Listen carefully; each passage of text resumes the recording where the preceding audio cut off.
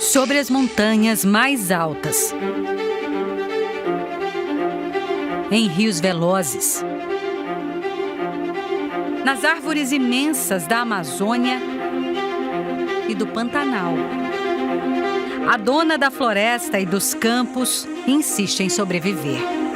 Mas a onça perde espaço e está cada vez mais perto das cidades, vendo o verde desaparecer. As cidades estão crescendo, ampliando, então aquele limite que tinha entre a mata, digamos assim, né, o ambiente natural e a cidade, esse limite está cada vez mais estreito, né? As pessoas estão habitando cada vez mais, estão entrando dentro das matas. Nos locais onde elas mais são avistadas, né? Os condomínios, esses locais que são mais afastados. Então, essa taxa de encontro acaba acontecendo, né? Está acontecendo cada vez mais. Eu acho que todo mundo que vê uma onça pela primeira vez sente isso. É uma sensação de beleza, de poder, de dela estar no lugar dela e aquele lugar é dela. Eu acho a onça pintada tão magnífica, eu me apaixonei perdidamente por aqueles olhos dourados que não existem, não existe igual.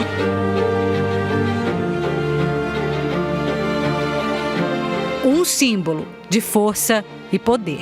A onça ela é impressionante, assim, ela tem uma habilidade, uma capacidade de se adaptar a diferentes ambientes que é impressionante. Na Amazônia, elas têm muito os hábitos arborícolas, então ficam muito em cima de árvores. Na região de Mamirauá, teve um estudo recente que mostrou, né, que boa parte do ano, quando está tudo alagado, elas ficam em algumas árvores, se alimentando de animais arborícolas, como preguiças, macacos. Então, ela tem essa plasticidade ecológica que a gente fala. No Pantanal já são mais presas terrestres, né, e aquáticas, capivara, jacaré. E ela tem essa amplitude de tamanho de acordo com os hábitats. Né? Em ambientes alagados, como o Pantanal, como os llanos na Argentina, na Colômbia e Venezuela, são os animais de maior porte, são animais muito grandes, mas em outros biomas, como Caatinga, Mata Atlântica, Amazônia, já são animais um pouco mais ágeis, menores, que provavelmente necessitam ter essa habilidade para escalar árvores, para ter essas habilidades para capturar suas presas. Onças escutam bem, mas selecionam o que ouvem. Na hora da caça, são capazes de entrar em um estado semelhante ao da meditação, como se isolassem os sons ao redor para se concentrar apenas no seu alvo. Tem focinhos turbinados por mais de 200 milhões de células olfativas, 40 vezes mais sensíveis do que as nossas. Um animal capaz de rastejar sorrateiramente para se aproximar da presa sem ser notado e correr a uma velocidade de 60 quilômetros durante a caça. Dentre os felinos, é o predador com maior força na mordida. Essa habilidade faz com que ela consiga ter uma amplitude maior de presas. Por exemplo, crocodilianos, os jacarés, que têm carapaças, que são animais que não é um couro fácil de ser rompido. Até mesmo tartarugas, né? Elas enxergam bem à noite, graças a uma membrana no fundo dos olhos que funciona como um espelho, refletindo a luz para as células ópticas e aumentando o poder de visão. Elas conseguem ver onde quase ninguém enxerga, até debaixo d'água. Também são exímias nadadoras. Chegam a atravessar rios com 1 quilômetro de largura.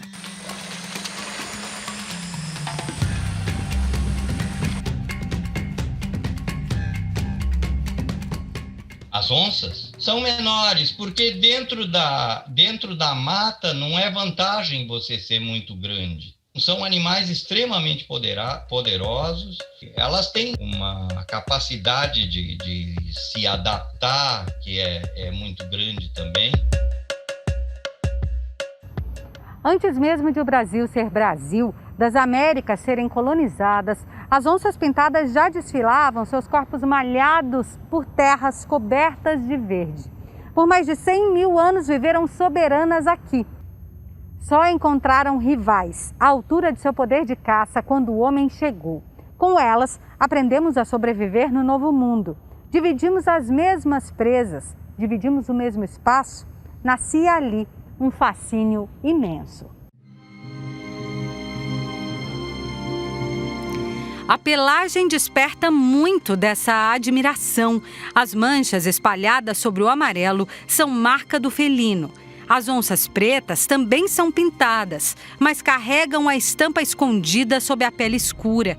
Raras costumam ter pelo menos um filhote preto por ninhada. Mesmo as pardas, que têm o padrão uniforme quando adultas, nascem pintadas. A onça parda, diferente da onça pintada, ela tem uma coloração da pelagem homogênea, né? Por isso que até que ela tem esse nome, né? Onça parda, porque o pelo é pardo, né? Ele é amarelado.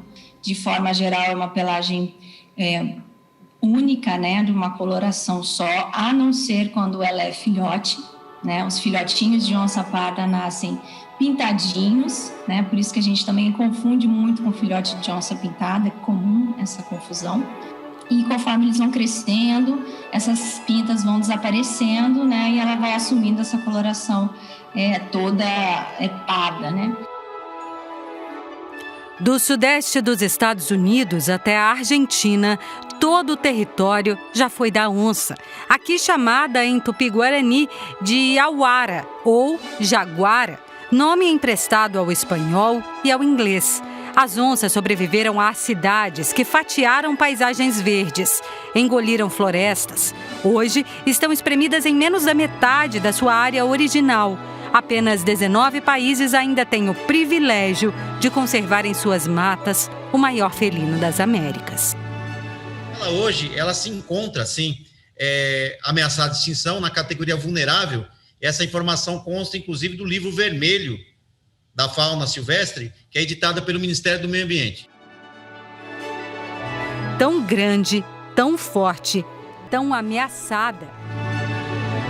As onças, elas têm como principal ameaça a perda e fragmentação de hábitat, a caça por retaliação. Muitas vezes a onça acaba atacando rebanhos domésticos e as pessoas caçam as onças. Principalmente os carnívoros, que têm grandes deslocamentos, né, nas suas áreas de vida para procurar comida, patrulhar território, busca de parceiros sexuais, etc.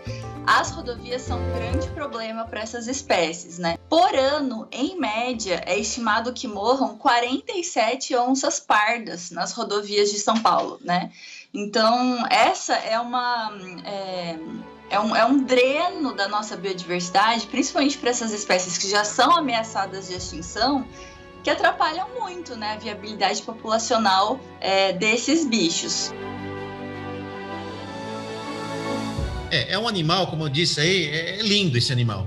Ele é bastante cobiçado, até por conta da pele, né? Então, existe realmente uma pressão muito forte em cima desse animal, sabe?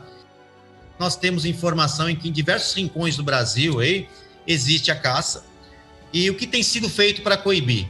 Principalmente as ações de fiscalização e a gente investe maciçamente aí nas ações de prevenção. Está nas mãos do homem o destino do terceiro maior felino do mundo.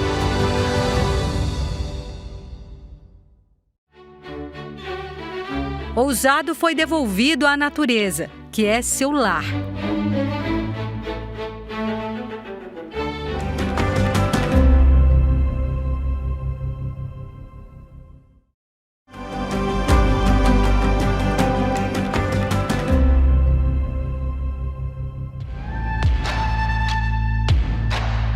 Com até 2 metros de comprimento, a onça é imensa até na capacidade de desaparecer. É algo muito emocionante, é muito impactante quando você vê uma onça pintada com aquela força, com aquela capacidade de se esconder num piscar de olhos, assim, aquele animal grande com mais de 100 quilos, você distrai um pouquinho, ela se esconde, ela camufla muito bem. A caça de onça sempre atraiu exploradores daqui e do mundo. Até o presidente americano Theodore Roosevelt veio desbravar terras brasileiras e praticar o esporte da época no início do século XX, hoje condenável. Junto ao Marechal Cândido Rondon, caçou uma onça pintada. A história do Pantanal, a gente tem aí uma história de sangue, né? De pessoas chegarem a matar 100 onças no dia. Quem primeiro olhou para as onças com a intenção de preservá-las foi o biólogo George Schaller. O homem que estudou pandas na China, leões e gorilas na África, também trabalhou no Brasil.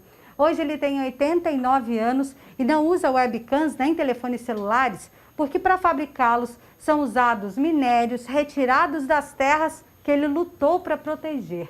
Mas ouvir a voz de George Schaller já é em si um privilégio. Ele diz que onças são grandes, lindos, misteriosos e poderosos animais. Estão entre os maiores felinos do mundo e conta que veio ao Brasil pela primeira vez em 1975. Muito pouco se sabia sobre a espécie. A natureza é uma professora, conclui. Ao lado do professor estava Peter Crouchel, que se transformou em uma referência no estudo de onças no mundo. O homem que passou a vida ao lado de animais de 100 quilos morreu vítima de um micro-organismo, o coronavírus. Peter e George mudaram o rumo da história das onças e elas mudaram a vida deles também. Nós o ouvimos antes dele adoecer de Covid-19. Foi um motivo de vida. Foi o que deram o tempero da minha vida, né? Uma razão para lutar. A partir do trabalho dos pesquisadores, dezenas de profissionais se formaram e muitos projetos surgiram no país para preservar a espécie. O projeto Onças do Iguaçu é um projeto institucional, né, do Parque Nacional do Iguaçu, do ICMBio, desenvolvido em parceria com o Instituto Procarnívoros, e que tem a missão de conservação da onça pintada. A estimativa de população de onça pintada para 2018 eram 105 animais, ou seja, basicamente 1/3 de tudo que existe na Mata Atlântica. É a única população da Mata Atlântica que conhecidamente está crescendo. Em Mato Grosso, o projeto Pantera estuda as onças do Pantanal numa das áreas mais afetadas pelo pior incêndio da história do bioma, em 2020. A gente não teve nenhum caso confirmado de onça morta pelo incêndio, mas a gente teve relatos e vários casos confirmados de onças feridas pelos incêndios. Então, se você imagina que uma onça pintada, que é um animal com uma agilidade extrema, com uma capacidade de fuga muito grande, elas foram queimadas, tiveram patas queimadas, foram feridas, imagina as outras espécies.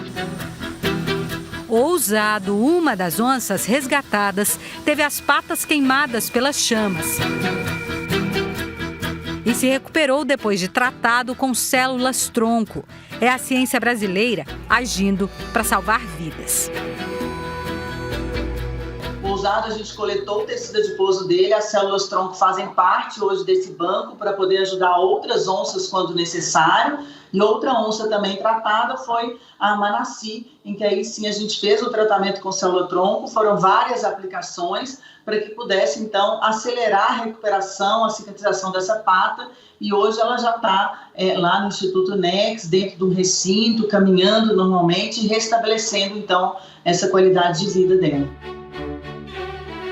Ousado foi devolvido à natureza, que é seu lar.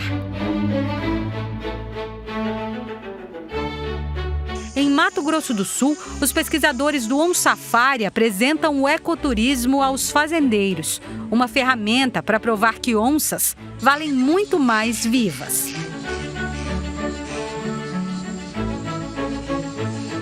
Salvando a onça, na verdade, você está salvando todos os animais que estão na cadeia alimentar, está salvando as florestas, então, na verdade, você está você tá protegendo o bioma como um todo.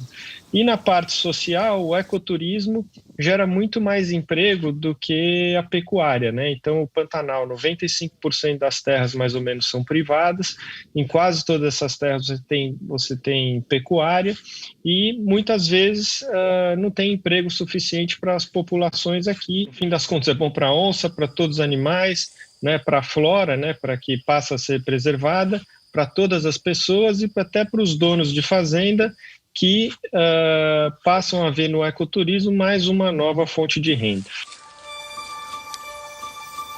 O turismo, né, feito eticamente, ele provoca no turista tanto a reflexão quanto o interesse em atuar para transformar, para aumentar a preservação. São pessoas que acabam se envolvendo depois, né, com o bioma, se interessam.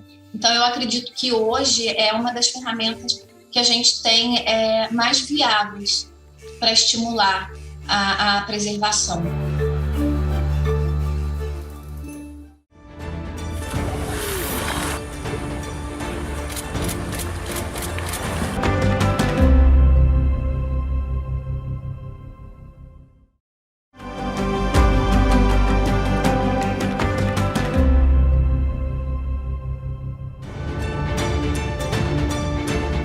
Onças andam quando precisam. Comem quando tem fome.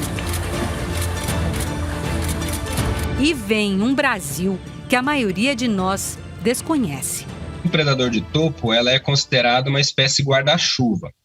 Então, já foram feitos estudos onde se avaliou locais onde tinha a presença da onça pintada e qual era a consequência, né, para toda a biodiversidade. Então, você vê que nesses locais você tem um ambiente muito mais pristino, mais íntegro, porque o fato é que se você consegue garantir a proteção de uma onça pintada, isso, por consequência, garante toda uma complexidade de hábitats que, por consequência, garante uma alta biodiversidade. Para conhecê-las um pouco mais, a ciência aposta na tecnologia biológica. Nos freezers do Banco Genômico do Centro Nacional de Pesquisa e Conservação dos Mamíferos Carnívoros, que fica no interior de São Paulo, estão congeladas a quase 80 graus negativos amostras de sangue dos felinos brasileiros, coletadas em todas as regiões do país. O sêmen é mantido a quase 200 graus abaixo de zero nos tanques de nitrogênio líquido. O banco de genoma ele é importante porque, ao identificar determinados grupos de indivíduos em determinados biomas, aí é importante saber como é que está a diversidade genética nesses grupos. É por isso que a gente faz lá a coleta desse material e ele fica para análise dos técnicos. Já existe uma conversa bastante adiantada aí, junto com o IBAMA, com o Jardim Botânico, para que esses repositórios aí, eles sejam aí realmente uma possibilidade no futuro de mantermos aí a diversidade biológica da espécie.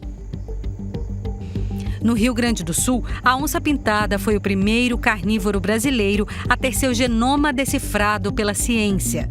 As conexões genéticas descobertas nos laboratórios farão toda a diferença para a conservação da espécie na natureza.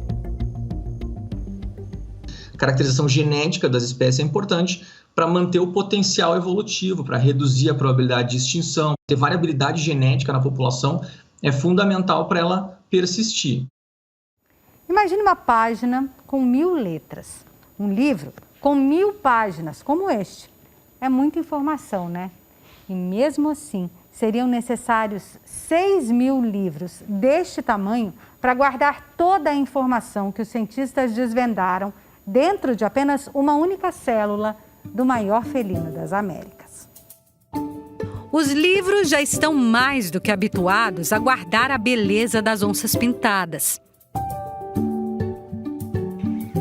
Elas inspiraram a prosa cheia de poesia de Guimarães Rosa em Meu Tio, o Iauaretê. Onça mais bonita que tem é Maria Maria. Ela é mais bonita que qualquer mulher. Mas você não pode falar que eu matei onça, pode não. Eu posso, pode não. É feio que eu matei. Onça é meu parente. nos momentos registrados com luz e sombra pelo fotógrafo Adriano Gambarini. Eu acho que, para mim, representa força, adaptação,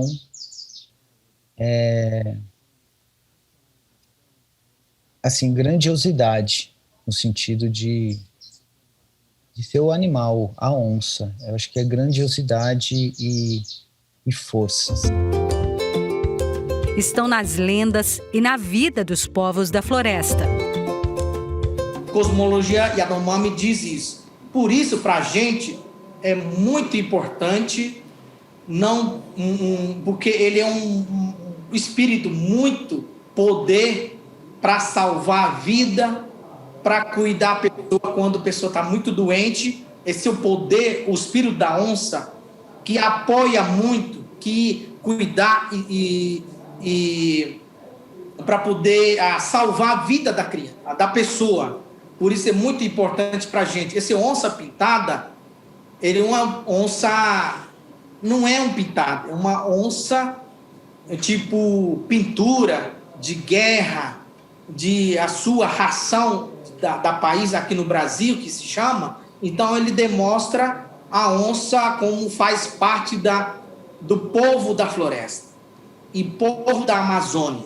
Então eu passei a ver os tupinambás, na verdade, como que se colocassem a onça num estágio superior ao da humanidade. Na verdade, a onça era, ou pelo menos um estado ontológico, se não um ser diferente, mas um estado do ser. O seu destino, o seu objetivo como ente é virar onça, é se transformar em onça no final, através dos rituais de vingança, dos rituais canibais.